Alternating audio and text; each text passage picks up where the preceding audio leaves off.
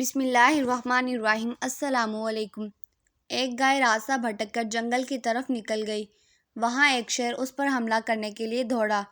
گائے بھاگنے لگی، شیر بھی اس کے پیچھے دوڑتا رہا۔ گائے نے بھاگتے بھاگتے بالآخر ایک دلدلی جھیل میں چھلانگ لگا دی۔ شیر نے بھی اس کے پیچھے چھلانگ لگا دی، لیکن گائے سے کچھ فاصلے پر ہی دلدل میں پھنس گیا۔ اب وہ دونوں جتنا نکلنے کی کوشش کرتے، دلدل میں اتنا ہی پھنستے جاتے۔ بالآخر شیر غصے سے دھاڑا، بدتمیز گائے، تجھے چھلانگ لگانے کے لیے اور کوئی جگہ نہیں ملی تھی؟ کوئی اور جگہ ہوتی تو میں تجھے چیر پھاڑ کر کھاتا اور صرف تیری جان جاتی، میں تو بچ جاتا، لیکن اب تو ہم دونوں ہی مریں گے۔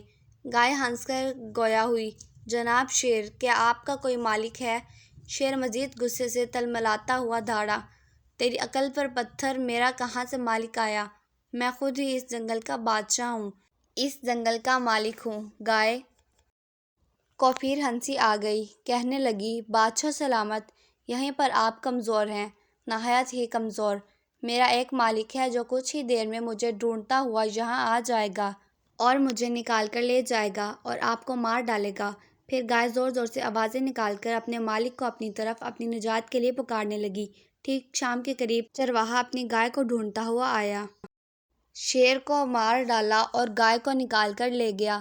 آج ہم مسلمان بھی اس گائے کی طرح بھٹک گئے ہیں اور شیر نما دشمن ہمارے پیچھے لگا ہوا ہے، جبکہ ہمارا بھی ایک مالک ہے جو زبردست اور حکمت والا ہے، جو ہمیں دشمن کی سازش اور ظلم و بربریت سے نجات دلانے کی پوری قدرت رکھتا ہے۔